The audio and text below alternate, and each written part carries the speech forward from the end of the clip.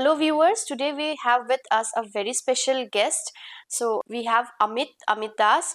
He was my classmate at college, and currently he is a PhD scholar, a research scholar at IIT Guwahati. Welcome, Amit. Welcome here. Well, first of all, thank you so much for inviting me, and it's very good to see you.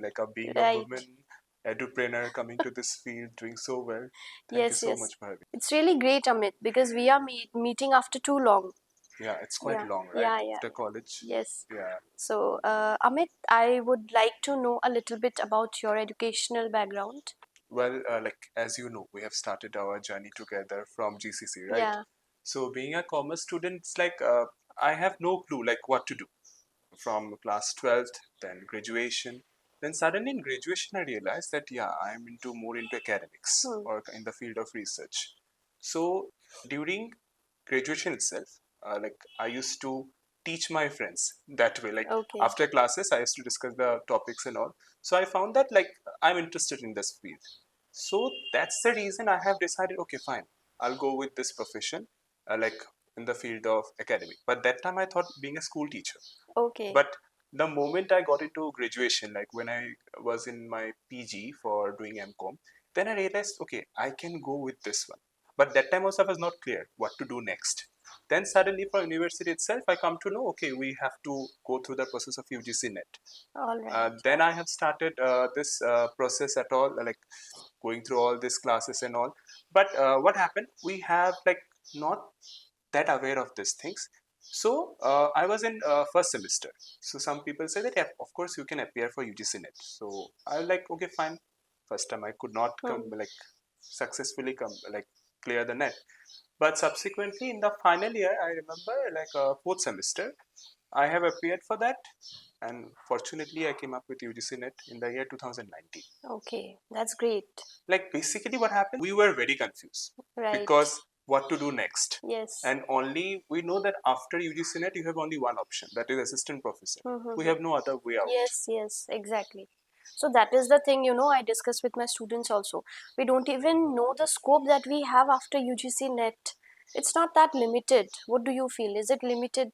It's actually not limited. Yes. See, many people think that after UGC NET you have to do only PhD, and if you're not doing PhD, you just go somewhere and be the assistant professor or school teacher, whatever you want.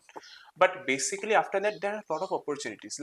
If you see, some PSUs, they come up with the UGC NET also. Yes, And apart from this, if you are interested in finance, as my field is accounting and finance, so let me talk about mine. So what happens here? You have various options like investment banker, then financial analyst, data science, all this thing you can explore. It's not limited to a particular field. Yes, exactly. So that's what I wanted to highlight. The purpose behind me not joining a college or an institution as an assistant professor and even going into PhD is that I wanted to show that there are other scopes as well, right? Yeah, sure. So Amit, let us discuss how you got into IIT, right? What motivated you?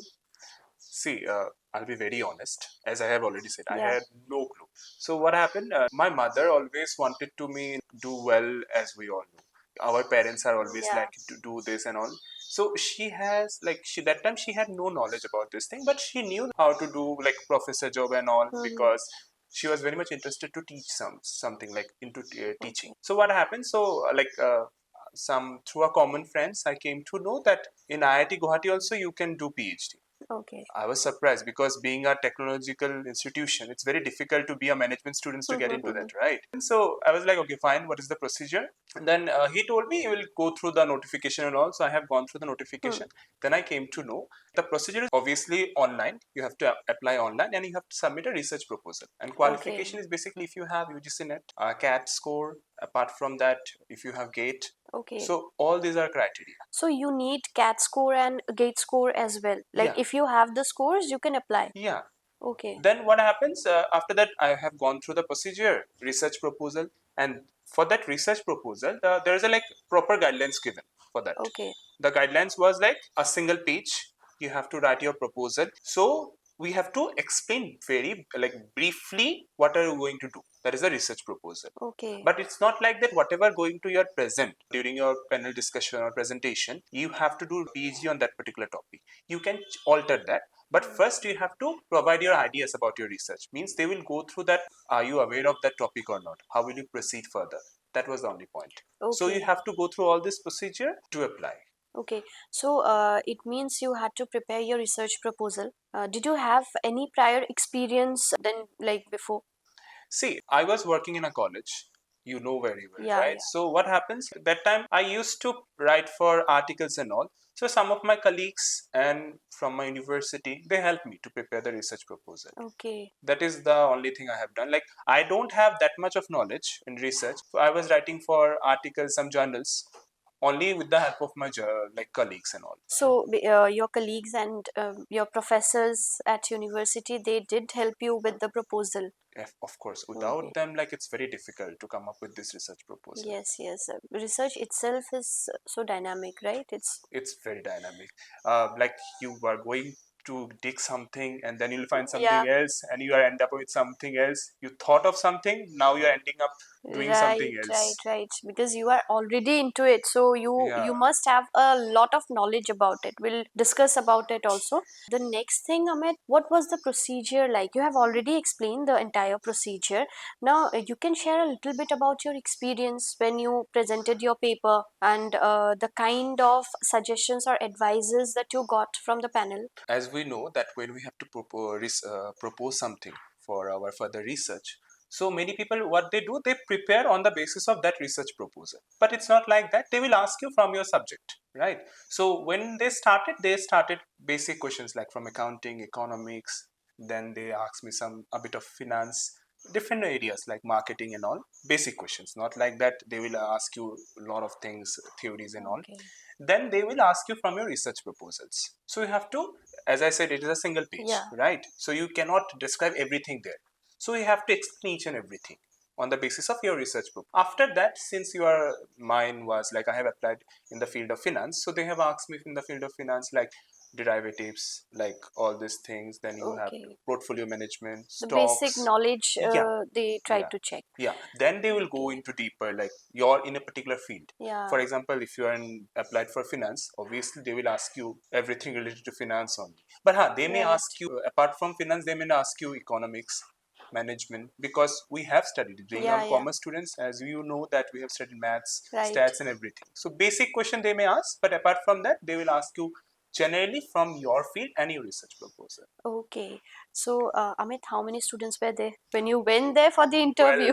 it was, I was very nervous that time. Like, I was like, what will happen? There are so many Hmm. students. So I remember on that day, it was on first day. There were 2 days. They have allotted 2 days for us, offline interview. Okay. So I was with them with 20 students. So they all were preparing. They came up with some notes. They were Hmm. preparing, and I was like, "What I'll do?" I was just had my cell phone, and I have some notes. I was going through the notes, and they were like Okay. books. They're writing something, and they were making me nervous. But fortunately, it went well. It lasted. The interview almost lasted for 45 minutes. Your Mine interview, it interview, yeah, lasted for 45 45 minutes. minutes. Oh my God. So it was very stressful, I think. It was not stressful. The panel was very helpful. Yeah, they Okay. didn't say that you are doing good or bad. They were like very neutral approach they have shown me. But what happened? They make me very comfortable. Like, Okay. okay, take time. If I'm not able to, like, I'm hesitating to answer or I'm not getting the answer, they're like, okay, take some time. Do you think this can be the answer? Okay. Okay, They even yeah, helped you they're with the very answers. helpful. They're very helpful. But That's really initially nice. you Yeah. have to help Yeah, yourself yeah, to yeah. get Right. the answer. Maybe you stuck somewhere, they will be helpful. And Okay. fortunately it lasted for like 45 minutes, and when I came out I come to know, okay, it was the longest interview I had, because Okay. people before Yeah. they gone appeared for the interview, they were like 15 minutes, 20 minutes, and I was like 40 minutes, quite a long time. I didn't Okay. notice, like, You got a positive thing, I yeah. think, Then I after. realized, I called my colleague, one of my colleague. I said, sir, I will like lasted for 45 minutes, and he was like, okay, you lasted for 45 minutes, it's a good sign. I said, okay, fine, that's a good one. So how many got selected? I'm very fortunate to say to you that, like, I'm the only and first regular PhD scholar who has been selected in IIT Guwahati That's School of really Business. great, and I feel so proud.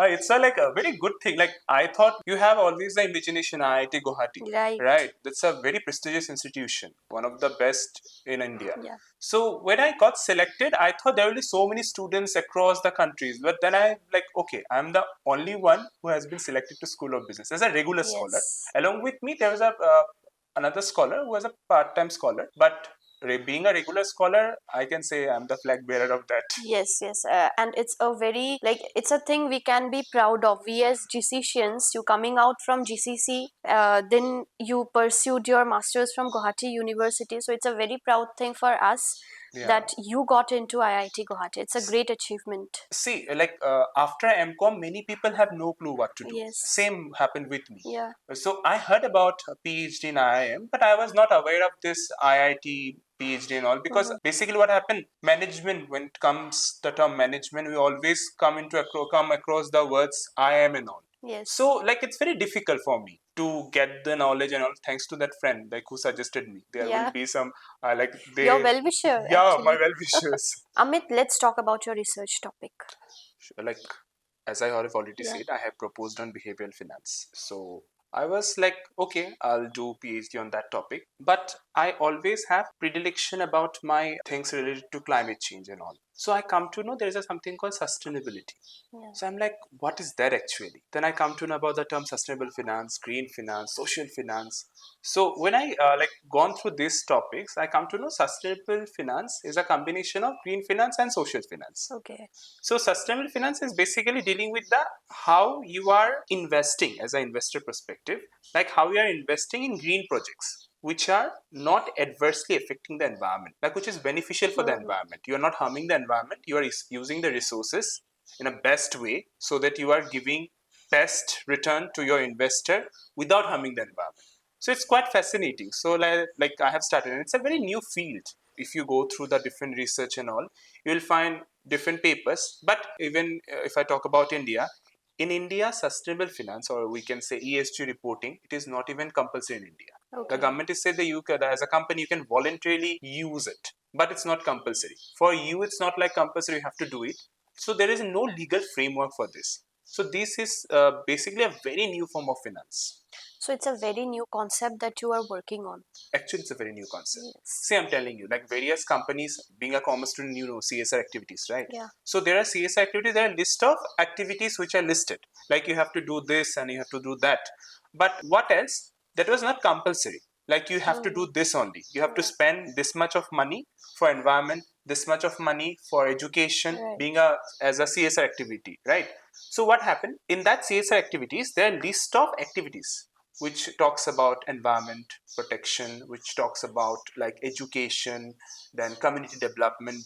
So CSR activity, under CSR activity, they have talked about environment. So there we are spending on environment, how much you are spending on environment. And to be honest, spending environment is very difficult for a company. For example, there are certain limit, okay, there are something threshold. If you cross that limit, you have to spend 2% as per the Companies Act in India. You have to spend that much to your CSR activities. Okay? Yeah, it's about the revenue. Yeah, revenue. Profits and all. Yeah. So what happens? Though there is a particular limit. If you are not crossing, then you don't have to spend. But as per CSR activities, as I have already said, they haven't made it compulsory that you have to spend this much to environment. 2% is the limit, but on which that you have to decide.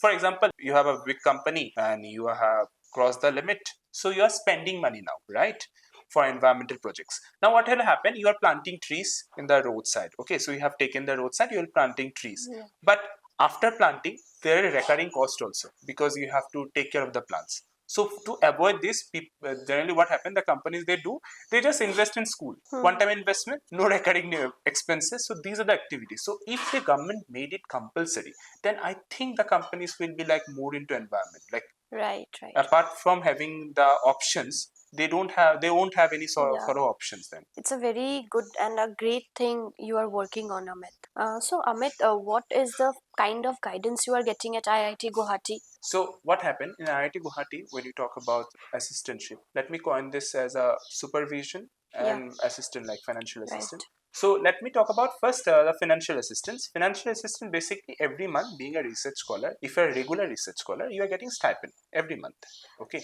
Apart from this, relating to supervision, after completion of your coursework, you have to proceed further.